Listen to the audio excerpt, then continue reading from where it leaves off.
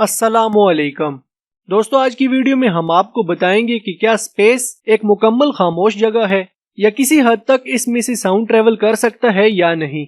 ये सब बातें जानेंगे आज की इस वीडियो में, इसलिए अपने दोस्तों से गुजारिश है कि वीडियो के एंड तक लाजमी देखिएगा। जी तो दोस्तों, मेरा नाम है हिशाम अब्बासी और आप देख रहे हैं अब्बासी टीवी। चलिए वीडियो शुरू करते हैं। दोस्तों, आप सब ने ये बात लाजमी सुनी होगी कि स्पेस में आपकी आवाज कोई नहीं सुन सकता। आपसे पहले बहुत से दूसरे लोगों की तरह आपने भी इस मौजू पर ज्यादा सोचे समझे बगैर यकीन कर लिया होगा। कुछ लोगों ने अपनी रिसर्च के बाद ये जान लिया होगा कि खला इसलिए बिल्कुल खामोश है क्योंकि आवाज किसी खला से गुजर नहीं सकती।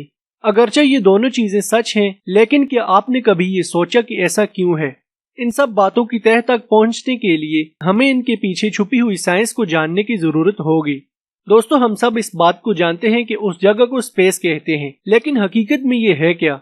अगर हम सादा अल्फाज में बोलें तो स्पेस वो सब कुछ है जो आप जमीन की एटमॉस्फेयर से बाहर पा सकते हैं। सितारों, सियारों और एस्ट्रॉइड्स के साथ भरे होने के बावजूद भी इसे खाली ही तस्वर किया जाता है।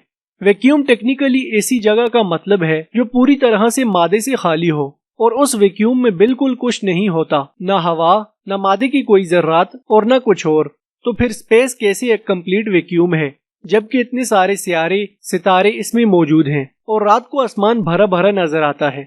इस बात से ये पता चलता है कि स्पेस बिल्कुल खाली नहीं। इसको इसलिए खाली तस्वर किया जाता है क्योंकि इसके ज्यादातर हिस्से में कुछ भी मौजूद नहीं।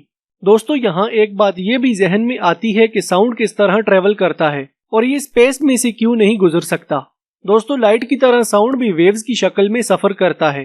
ताहम लाइट वेव्स के बरक्स साउंड वेव्स को मैकेनिकल वेव्स कहा जाता है। ये मैकेनिकल वेव्स एक जगह से दूसरी जगह वाइब्रेट करती हुई सफर करती हैं और एनर्जी को एक जगह से दूसरी जगह मुंतकिल करती हैं। इसलिए इन वेव्स को एक जगह से दूसरी जगह तक सफर करने के लिए मीडियम की जरूरत होती है जिसके जरिए ये वेव्स ट्रांसफर होती हैं। मिसाल के तौर पर जब आप गिटार बजाते हैं तो गिटार की तारों के वाइब्रेट होने की वजह से साउंड प्रोड्यूस होता है।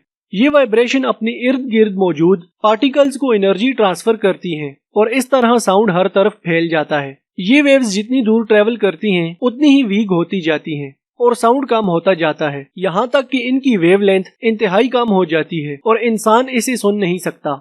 इसलिए आवाज को सफर करने के लिए पानी, गैस या ठोस मादे की जरूरत होती है, जिसे मीडियम भी कहते हैं। स्पेस में इस किस्म का कोई मीडियम मौजूद नहीं, इसलिए वहाँ साउंड ट्रेवल नहीं कर सकता। चाहे आप वहाँ पर गिटार बजाएं या ड्रम बजाएं, आपको कोई भी आवाज सुनाई नहीं देगी। दोस्तों, इसके अलावा नासा के साइंटिस्ट के मुताबिक स्पेस में कुछ जगह ऐसी भी हैं जहां गैसेस और क्लाउड डस्ट जमा होती हैं। इन जगहों में साउंड कुछ हद तक ट्रेवल कर सकता है, मगर ऐसा भी होना बहुत मुश्किल है। दोस्तों, उम्मीद है आपको ये इन्फॉर्मेटिव वीडियो जरूर पसंद आई होगी। वीडियो अच्छी लगने की सूरत में इसे लाइक करें और दोस्तों के साथ भी शेयर करें। मजीद इंटरेस्टिंग वीडियोस देखने के लिए इस चैनल को सब्सक्राइब करें और साथ में मौजूद बेल के आइकन को भी प्रेस करें। अगली वीडियो तक के लिए इजाजत दीजिए। अल्लाह हाफिज।